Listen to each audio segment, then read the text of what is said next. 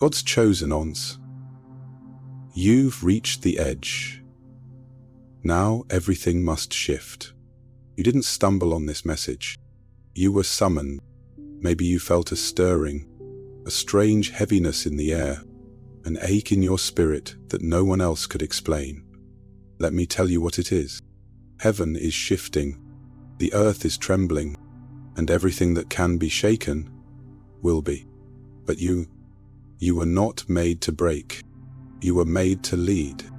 While the world is spinning into confusion, God is drawing a line, not to scare you, but to summon you. This is not content.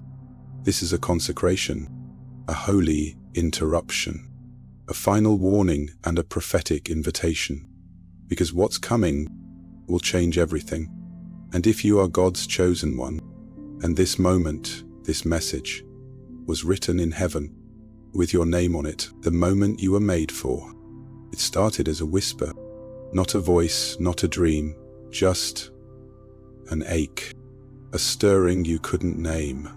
Something inside you shifting, slowly at first, then suddenly, all at once. You looked around and realized nothing fits anymore. Not the places, not the people, not even the version of yourself you used to recognize. There's a tension in the air. Something sacred is rising. And no one's talking about it, but you feel it. You wake up with it. You fall asleep holding it. A kind of divine restlessness, like heaven's hand is on your shoulder, saying, "Pay attention, this is it." And even though you can't explain it, you know this. You are not the same. The things that once satisfied you now feel hollow. The conversations you used to enjoy now feel shallow. The environments you once tolerated now feel suffocating. You're not becoming negative, you're becoming set apart. Because the bridge to the old world is burning. And the path forward requires something you've never walked in before. Total surrender. This isn't just another shift. It's not a new season. It's not a motivational moment. This is a divine reordering. Heaven is not adjusting your circumstances. It's rewriting your spiritual architecture. And you've been feeling it. The shaking, the pulling, the uncomfortable unraveling of what once felt certain. But let me tell you something most won't say. That discomfort is sacred. It's not anxiety.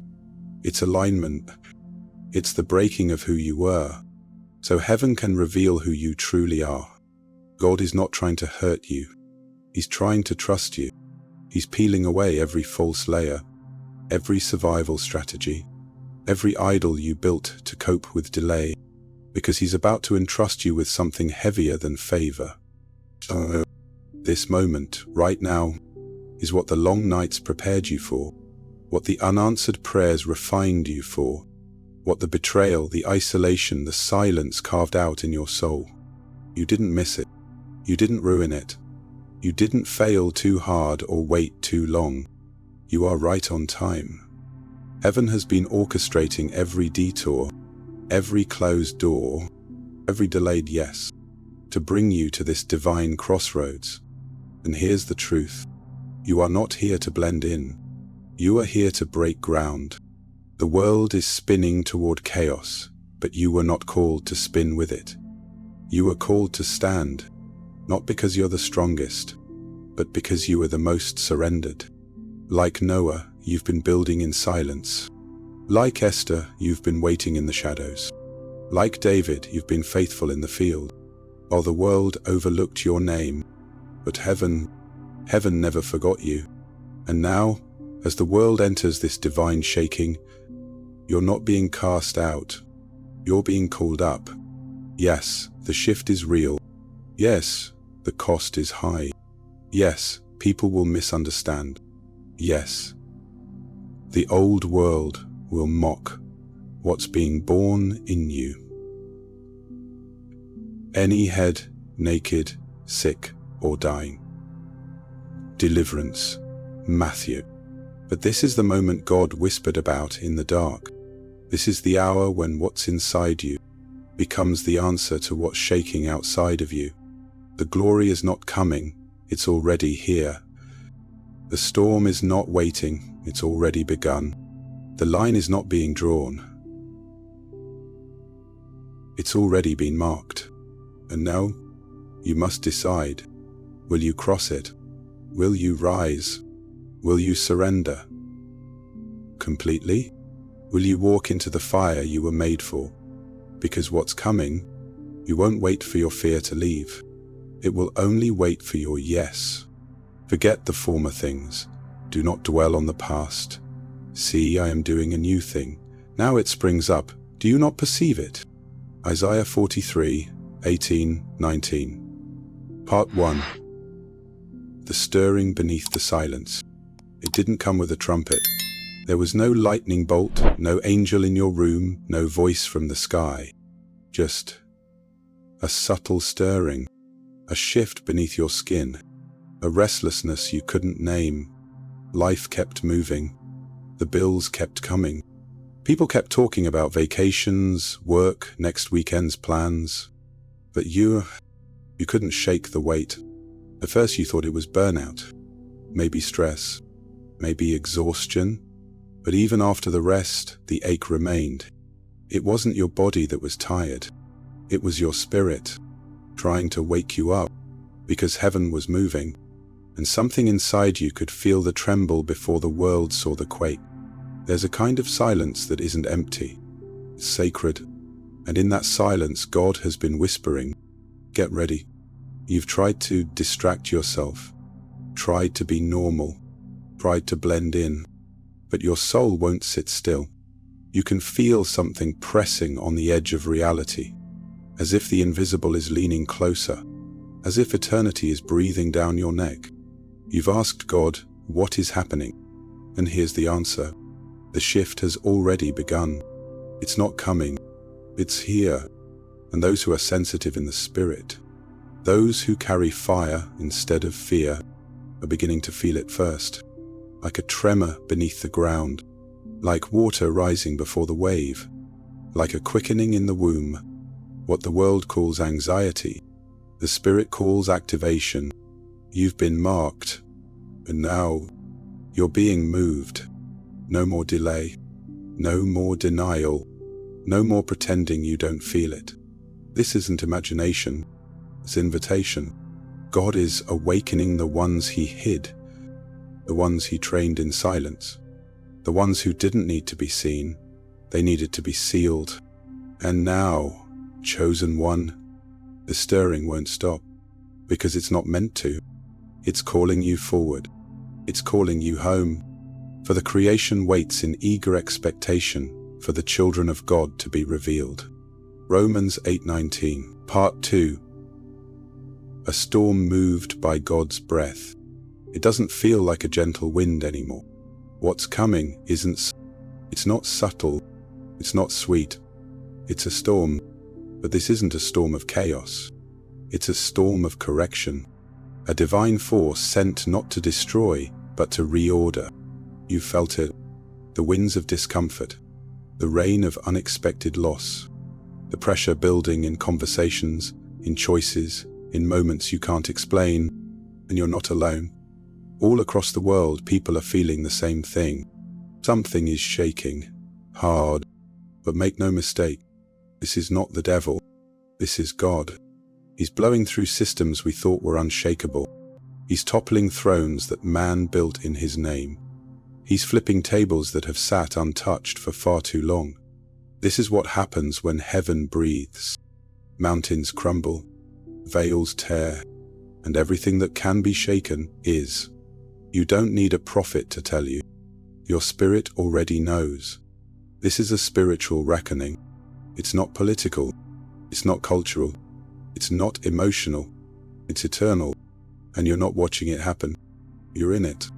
You were born for it. You've been prepared for it.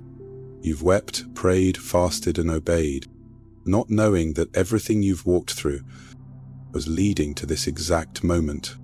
Heaven is moving in full force, not to comfort us, but to consecrate us, not to pamper us, but to position us. Because when God breathes, everything built on sand collapses. But what's built on truth, that will remain, that will rise, You may feel the storm coming closer, but chosen one, do not fear. This storm was never sent to bury you. It was sent to reveal you. Yet once more I will shake not only the earth but also the heavens, so that what cannot be shaken may remain. Hebrews 12:26-27. Part 3. The bridge is burning.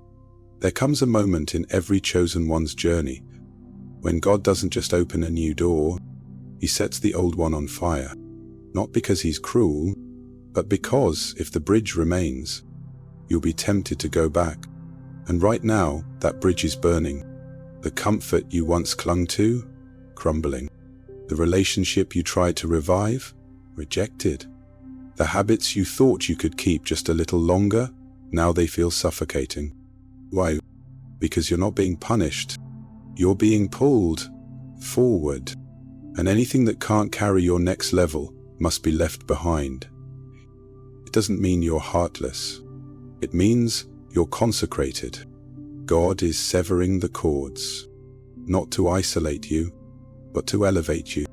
He's not just changing your scenery. He's shifting your spiritual identity. What used to feel familiar now feels foreign. What used to give you peace now feels like poison. What used to work doesn't anymore, because the glory you're stepping into and not survive in the container you used to live in. And you've felt it, haven't you? The loneliness, the loss, the holy ache that comes with walking away from things that no longer fit. You're not crazy. You're crossing over. The wilderness has prepared you, but the wilderness cannot keep you. And what's ahead? It's not a prettier version of the past. It's something new, something unpredictable, something sacred, something heavy with heaven's fingerprints. But to reach it, you must let the old burn, the patterns, the compromise, the comfort zones you once baptized as good enough. They're not enough anymore. So don't run back into what God is tearing down. Don't try to rebuild what He's dismantling. Don't mourn the ashes, rejoice in the fire, because this isn't destruction, it's redirection. And if it hurts, that means the old world still had a grip on you. Let it fall, let it burn. Let God be the only thing that remains. Forget the former things. Do not dwell on the past. See, I am doing a new thing. Now it springs up, do you not perceive it? Isaiah 43:18-19. Part 4. You were hidden for this hour. You thought God forgot you, didn't you? While others were getting promoted, while platforms grew, while voices echoed louder than truth. You waited, you prayed, you obeyed in silence, and it felt like no one saw you. No applause, no spotlight, just long nights, deep prayers, and private surrender. But here's what you didn't know. God didn't hide you to punish you. He hid you to prepare you, because the deeper the calling, the longer the covering. You're not invisible, you're protected. Like David in the field, tending sheep, forgotten by men, but chosen by God. Like Joseph in prison, dismissed by people but appointed by heaven. Like Esther in the palace, unseen yet divinely positioned for a moment that would shake a nation. And now, it's your moment. The same heaven that concealed you is now revealing you, not for popularity, for purpose, not for attention, for assignment. Because while others were chasing platforms, you were cultivating presence. While they built images, you built intimacy. And that's why God can trust you. He saw the prayers no one else heard, the sacrifices no one applauded, the battles you fought with a broken heart, an unshakable faith. You didn't quit when it got hard. You didn't compromise when it got lonely. You stayed when it felt easier to run. And now, chosen one, heaven is lifting the veil. Your voice will carry weight not because it's loud, but because it's been tested. Your presence will shift rooms not because you're flashy, but because you're full of fire. You are not an echo of the world. You are the answer to its groaning. So step forward, not to perform, to release, not to be seen, to serve. because what God placed in you was never meant to stay hidden forever.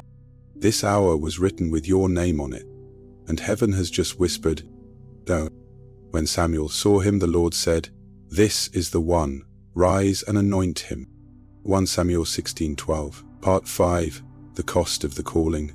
No one tells you about the cost. They'll preach about the anointing. They'll celebrate the calling.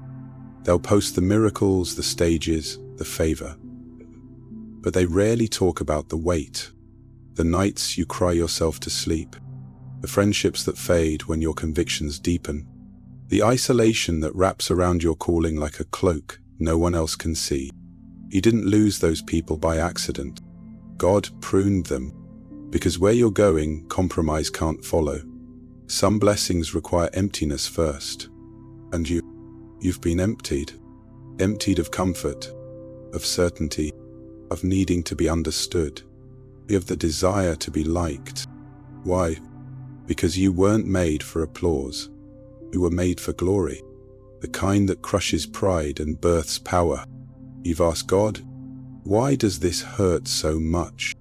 And He answers, "Because you asked for my will, because you asked to carry what others dropped, because I can trust you with fire." The cost of the calling is not a punishment. It's a refining. God didn't just call you to do something.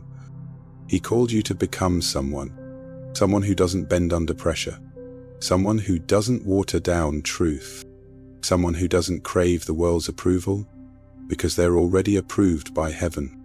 So yes, it hurts. Losing what was familiar, outgrowing what used to be safe, standing alone when crowds would have been easier. But this is the price of glory, not for titles, but for authority. You've been asking for resurrection power, but resurrection only follows death. And this wilderness, this heartbreak, this crushing, it is death to everything false, so that only the holy remains. You're not cursed, you're being cleansed. You're not forgotten, you're being forged. This is the cost. And chosen one, you've already paid more than most would dare to. And still, you said yes. That's why God is about to open doors no man can shut. Not because you earned it, but because you endured. I consider that our present sufferings are not worth comparing with the glory that will be revealed in us. Romans 8:18, Part 6. Your light disturbs their darkness. You keep asking why they treat you differently, why conversations shift when you walk in the room, why certain friends became silent, why the people you've helped suddenly avoid you. Let me tell you something no one else may have the courage to say. It's not you, it's your light. You carry something they can't name, but their spirits can't ignore. Not because you're better, not because you're perfect, but because your presence confronts their pretending. When you walk in truth, you expose what's fake. When you stand in purity, you disrupt hidden compromise. When you carry peace, it threatens the chaos they've gotten comfortable in. It's not that you judge them. You didn't even have to speak. You simply showed up, carrying heaven's residue. And that alone is enough to shake hell. You see, light doesn't have to be loud. It just has to be present. And you, chosen one, are present in rooms you were sent to shift. Your discernment makes people nervous. Your joy makes bitterness uncomfortable. Your integrity makes deception run for cover. So no, they're not rejecting you. They're reacting to the God in you. And you can't dim that. Not for comfort. Not for peace. Not even for connection. Because what they feel around you isn't just energy. It's conviction. And one day, when their hearts soften, when their masks fall, when their pride finally breaks, they'll come back. Not for your opinion, but for your light. Don't let their distance break you. Don't let their silence you. Don't become bitter in a season God has called you to shine. This is not rejection. This is refinement. And when they return, because many will, don't meet them with judgment. Meet them with grace. because the very people who once left you in the dark will be the ones drawn to your light when their own lamps run out. You are the light of the world. A city set on a hill cannot be hidden. Matthew 5:14, Part 7. The Return of the Prodigals. There will be a knock at your door soon. Not a literal one, perhaps, but a soul will circle back. The heart that once walked away will wander home again. And when they do, the moment will test not your power, but your posture. Because restoration is not a headline. It's a heart decision. You remember how it felt, don't you? The silence, the smirks behind your back, the way they rolled their eyes when you spoke with conviction, the way they called you too deep, too much, too intense, when really, they just couldn't stand your fire. They didn't mock you because you were wrong. They mocked you because your truth made their lies tremble. You stood alone, not because you wanted to, but because obedience costs visibility. And now, years later, something's shifted. They've tried everything else. They've chased the applause, the platforms, the temporary highs. And yet, they're still empty. Because the light they once marked is the only warmth they can still feel in the cold. And now, here they come. Their tone is softer, their words less certain. The pride, it's still there, but cracked. You'll see it in their eyes. The confusion, the hunger, the silent plea, can I still come close? And in that holy moment, heaven will watch your reaction. Will you gloat? Will you say, I told you so? Will you build a wall, or will you open the gate? Because this isn't just about them returning. It's about you revealing what's been formed in you while they were gone. You see, forgiveness is not weakness. It's warfare, a spiritual strategy that turns mockery into mercy and separation into sacred soil. You didn't just survive their rejection. You grew roots while they wandered. And now, they need what you carry. Not your sermons, not your knowledge, not your vindication. They need your oil. But here's the thing.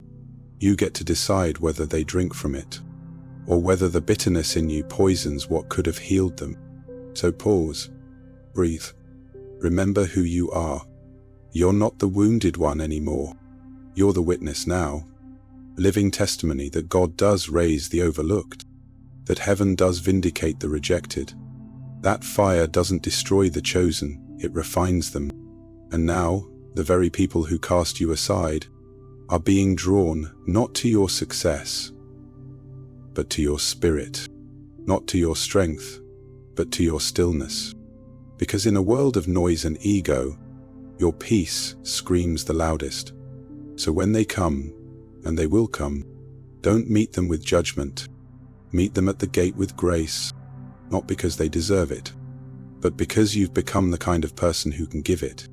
This is what Jesus meant when he told the story of the prodigal. It wasn't about the younger son. It was about the father's posture. He didn't wait on the porch with a list of grievances. He didn't send servants to interrogate the son's motives. He ran, covered him with a robe, put a ring on his finger, restored what shame had stripped.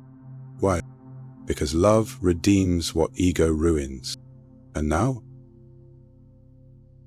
You stand in the same position, not with arms crossed, but arms extended, not with a scarred heart, but a healed one. They are coming, not because you begged, but because heaven has revealed who you really are. And when they knock, your humility will speak louder than their history. You are no longer the one trying to prove yourself. You are the one carrying the proof that God chooses, covers, and calls, even in obscurity. So let them return. And when they do, let your posture be proof that the fire didn't just anoint you, it softened you. Scripture thread. But while he was still a long way off, his father saw him and was filled with compassion for him. He ran to his son. Luke 15:20. Be completely humble and gentle. Be patient, bearing with one another in love. Ephesians 4:2. Part 8. You are not a bystander, you are the bridge. You weren't saved just to be safe. You weren't awakened just to survive. You weren't pulled out of darkness just to watch others drown. You are not a bystander. You are the bridge. Heaven didn't pour fire into your bones for you to sit quietly in a corner. It didn't awaken your gifts just so you could hide behind humility. There's a reason God didn't rapture you when He redeemed you. It's because you're needed here. Right here. In the tension. In the unraveling. In the middle of a world falling apart. You are His strategy. You don't carry answers just for your family. You carry light for a generation, gasping for air under the weight of deception. And while others run from the storm, you've been called to stand in it. Not with fear, but with flame. Because the truth is, you've walked through the fire, not to be admired, but to become a torch, a guide, a signal, a safe place. You're the one who tells the lost, I've been there, I made it out, and I'll walk you through it. You are the bridge between the broken and the breakthrough. The bridge between fear and faith. The bridge between religion and relationship. So no, this is not the season to hide your oil. It's the season to pour it. You are the one God will use when others are too afraid to speak. You are the one He'll trust to comfort the trembling, to lead the limping, to carry the ones too tired to stand. And you'll do it not with perfection, but with presence. You are not just a believer. You are a builder, not of churches made by hands, but of hearts being healed by grace. The shaking is not the end. It's the unveiling. And God didn't raise you up just to spectate. He raised you to intercede, to interrupt darkness with light, to show others the way across. You are not here to escape. You are here to escort. You are not waiting for rescue. You are the rescue mission. And how can they hear without someone preaching to them? And how can anyone preach unless they are sent? Romans 10:14-15, Part 9. This is the final test. This isn't practice anymore. This isn't preparation. This isn't just another season. This is the final test before the great unveiling. And everything around you is starting to feel the pressure. Doors are creaking. People are shifting. Hidden motives are being revealed. What once felt stable now shakes like dust on fragile foundations. Because God is no longer just preparing His chosen. He's separating them, not to shame, but to secure. And here's what you must understand. The test doesn't come with thunder. It comes with choices, daily ones. Will you trust Him when the plan doesn't make sense? Will you obey when it costs you everything safe and familiar? Will you still say yes when it hurts? Because that's the test. It's not about how loud your worship is. It's about how deep your obedience runs. Heaven is not checking for hype. It's measuring honor. And right now, the Spirit of God is whispering, I've taught you long enough. Now walk it. This isn't about knowledge. This is about movement. The books, the prophecies, the confirmations, you have them. Now you're being asked to build. Like Noah before the rain. Like Abraham before the child. Like Esther before the risk. Faith is no longer a word. It's a weapon. You're not waiting for a sign. You are the sign. And this final test, it's not external, it's internal. Will you shrink to be accepted? Or stand and be anointed? Will you chase comfort or carry the cross? Will you run after applause or run toward a sign-in? Because the hour is real and the harvest is ready. But only those who pass this test, this moment of pressure, this moment of decision, will walk into the release they've been praying for. And make no mistake, you've been prepared. You didn't come this far to quit. You didn't survive all that pain just to play it safe. You are ready. So take the test and walk through the fire with your faith intact. Faith by itself, if it is not accompanied by action, is dead. James 2:17. Part 10. The alignment has already begun. The prophetic crescendo of the journey written with urgency, fire, and finality. You're not waiting for the moment. The moment is already here. The shift you've been sensing, it's not on the way. It's already in motion. The wind is rising. The veil is thinning. The ground beneath you isn't shaking for no reason. This is alignment, not coming. And the most dangerous thing you could do is wait. Wait for more clarity. Wait for more confirmation. Wait for fear to finally let go of your hand. But here's the truth. God has already moved. He's already released the word. He's already positioned the people. He's already whispered go. And now heaven is watching. Will you follow? The door is open, but it won't stay open forever. Divine opportunities have expiration dates, and what was grace in one season becomes disobedience in the next.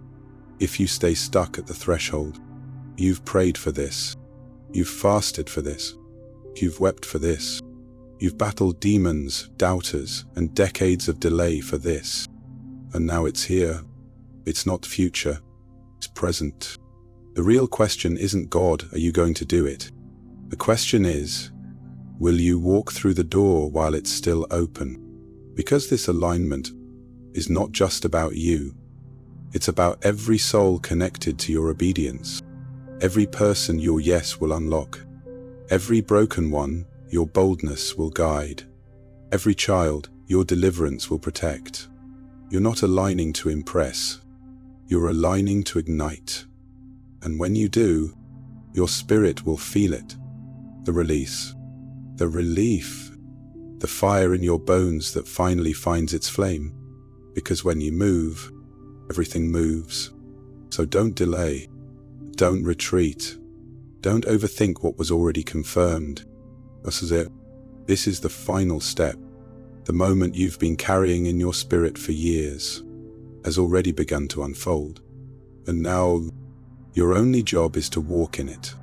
For we are God's handiwork, created in Christ Jesus to do good works which God prepared in advance for us to do. Ephesians 2:10. You were born for the final step. So here you are, on the edge, not of fear, but of fulfillment. The shaking wasn't to destroy you. It was to awaken you. The wilderness wasn't to punish you. It was to prepare you. Every silent night, every unanswered prayer, every door that closed when you were ready to walk through was heaven's way of saying, not yet, I'm building something deeper.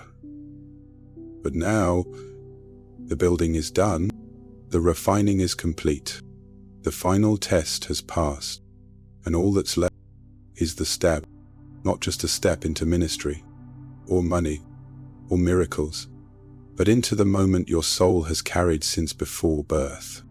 You don't have to prove anything anymore. You don't have to be perfect. You just have to be present. God is not asking for performance. He's asking for possession. Will you let him fully possess your time, your voice, your fire, your yes? Because what's coming will change everything.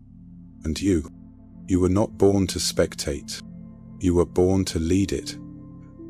So rise, with trembling hands and steady heart, with pure motives and unshakable resolve. You're not walking into something new.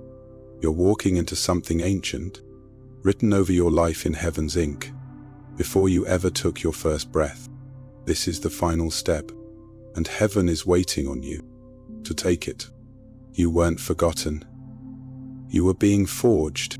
You're not carrying pressure, you're carrying purpose. God doesn't need your perfection, he wants your permission. Every delay was development. Every rejection was redirection. You're not late. You're right on time.